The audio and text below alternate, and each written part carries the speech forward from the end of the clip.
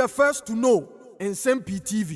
Abusuya for Abronye DC edi Nsem-Pii atudwa na aye Justice Pawmang and just Abronye edi na toasemu ni nyina ene se Abronye achirum se meeting bi akoso aye ebribia atwam na empanyifo kan se suru nipa leja isaman Justice Pawmang was se empanyifo hwe na wo mu nsuo no Abronye give details and just a meeting na akoso no Justice Pawmang na wati meeting no aseni bi na Abronye echirum se adie ben enkomo adie ben asem na Justice Pawmang odi no ewo meeting no ase asem ben na Justice Pawmang o kan e de fa aye Ghana yen judiciary no asem ben na Justice Pawmang e kan e de fa judiciary no ho a Abronye DC edi ni nyina atudwa na wo chirum se mumi nso Justice Pawmang enchen saman na papa no ne ho eyi hu pa mumi nti Abronye ensem I'm so okay.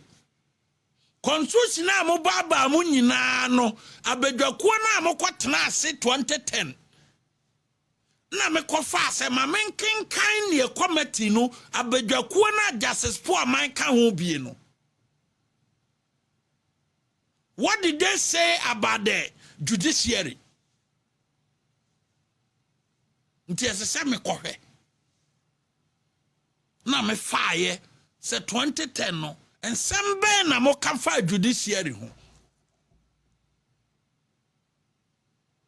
me kwa fa ya white paper me kan white paper si etia bedwakuo se president ejina ne tumi so through a constitutional instrument, the issuance of a constitutional instrument eba bontima ye jina constitution no so de hwehwe bibi mu a ana constitution na yan hwehwema ana commission of inquiry bi ya na dwuma wi a omodo omo report kwa white paper no a kire say ebia report na amode koye no ye gi A B C D etum E to F de ye nyintum ene ne white paper no enti ye nya issue white paper na Muma dwenkyere na amode koma president say ade a wosoma ye a woma ye tumi ejina 1992 constitution so say ye nkoye mra no ye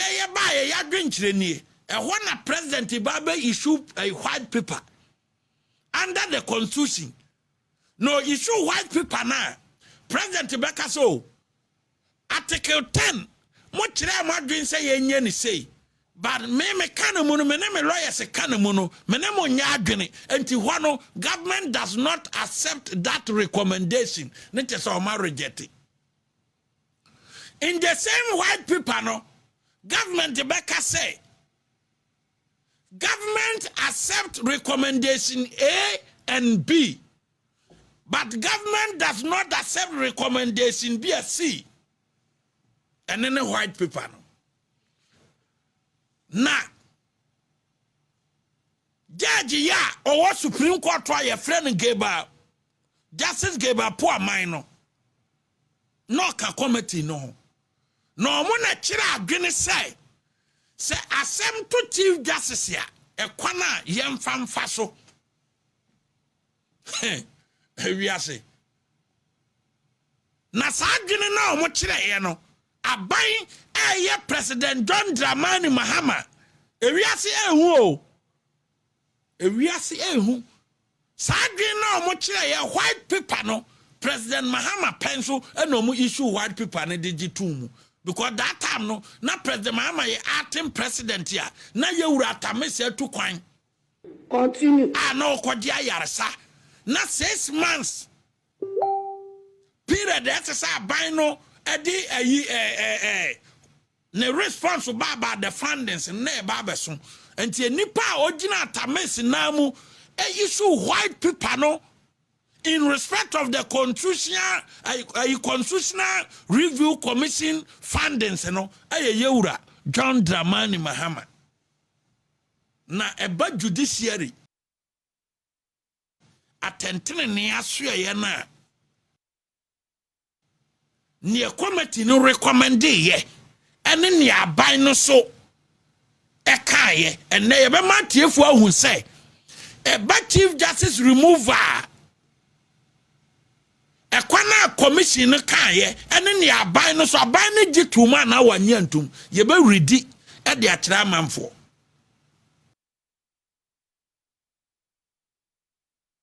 na nipa ogigina committee nanim kase ene say chief justice de yentimi pam chief justice say akokɔ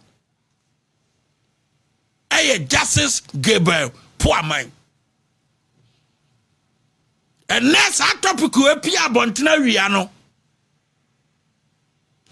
amanfo ma yete ase say sa topic we abeye interesting abeye interesting pa because justice Gabriel Pawmang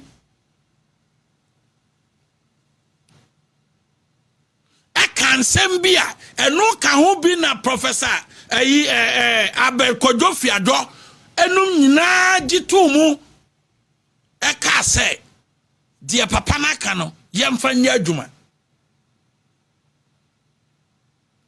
producer ye ko break mra yo obi de because lawyer panyini pa na frɛ me e won kran se no ono so wo report no bi na ja wo ne hwan ko kase komfo se ko na Ghana ha uni kamafo a ye betikire wo nsa gu akini ya boom continue antina me ka a Supreme Court judge ya no ye private in the into private legal practice na ye 2010 Constitutional Review Commission no ne ye de ne ka ho aye Justice Gabriel Pawmang achire na 2015 Yewura Mahama edine call Supreme Court na sa white paper ya me de kire mu oyi sa mo hwe ya white paper on the report of the Constitutional Review Commission presented to the president Yewura Justice Gabriel Pawmang ni dini etoso ensia ne dina toso nsia na niama ono recommend ye because no ye lawyer ni na onya akwanya se da bi obekọ bench ntino ono ne ka say chief justice de ye pam ne se abo akokọ se wo pam akokọ afirifia na aponche a enye yie na the current constitution no and she say yeah e wo ho for the removal of the chief justice no yenhwe ne yenye ne yie adwena Yewura Justice Gabriel Pawmang 2010 as a member of the Constitutional Review Commission na government ne so omode kan fundings ne ho na government so accept ye no ye ba be kenkan government white paper na o accept ye ne omo kan fa the removal of chief justice ho me wia na ma show no bia pick picture no waka no hu say ewiase ehu o eyeda Justice Pawmang 2010 wo kan sem foforo na nei watima depart from ne wo kan 2010 no what departed from the Oka 2010 no na nei would the America say my chief justice ye mame araba saba tokono yem pam no yem pam yanyini dibre ne say ye pam akokọ afirifie e de ba na asesa Justice Pawmang adwena mo nyina mo tena se kire ye 2010 a government gitu mu in the white paper no dear na asesa in 2025 what departed from that na ne wo ya de foforo adiatia Justice Arabas saba tokono enyo bia so kekese oba na Ghana maso de duru ba bia de mehu ne se motan mo ho because of enwi amodi gu muti enwi nti o motan mo ho enwi anyari o e man to kwa na e wo kroma no anyahwe o enwi a e show muti fa nyom na kakra fam as a producer kesio from the president, the vice president, the speaker akonya kesie a constitution aka ho asem a etoso enan Ewo Ghana ya saase so the chief justice position oba na ti so na Ghana ma ya kamwa shedanum muntimi nkasa because mo no do mo ho na no Uganda ya koka oba a district court judge or district court judge where district court grade 2 judge was Uganda no hey e wona hu se sa ma wo panties gudanum continue omo de panties ahodo pa wona hu se ma e ko demonstration na se omo se e panties na omo de kwa wona hu se sa manfo adaka ne ma wom omo pia bontene demonstration ni kwa na wie ya no na maame na sana babak because omo fi se kwa na ye fa so pam no no enye papa demonstration ni kwa na wie ya no adana na o ma reinstate maame no obabasia amanaba where locality or workeko one locality keke e ma ye demonstration agi position no esanma no hey. Are you serious? Omo hedak say ye ko panties nko demonstration. Influence obi ni earlier decision. Say ya promise obi say okwaya de we ni ebe pejaw e de akosei. Ni ya promise o. A influence obi. No akwakoye ne ensenye den emfata.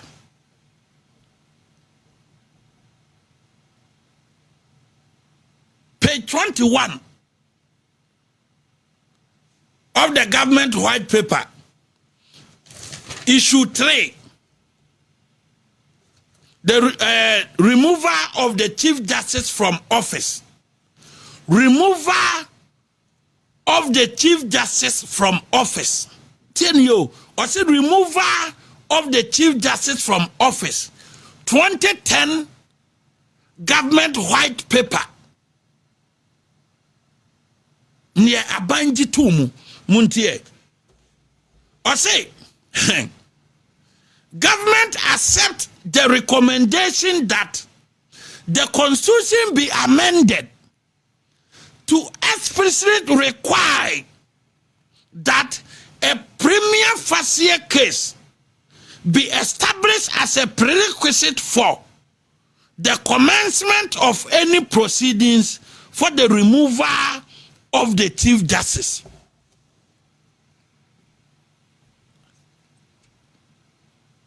Mr. Sisubi.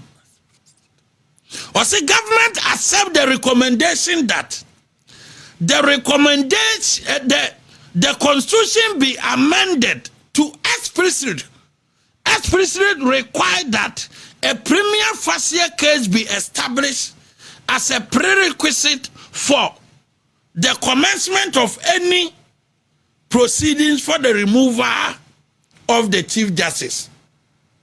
But 1992 constitution nekitami. And Justice Pawmang ane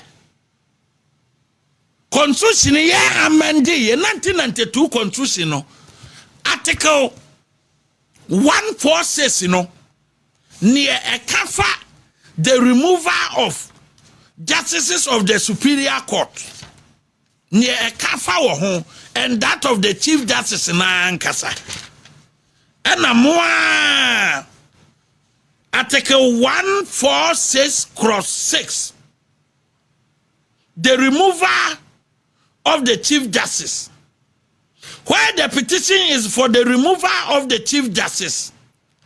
The presidents are acting in consultation with the Council of State.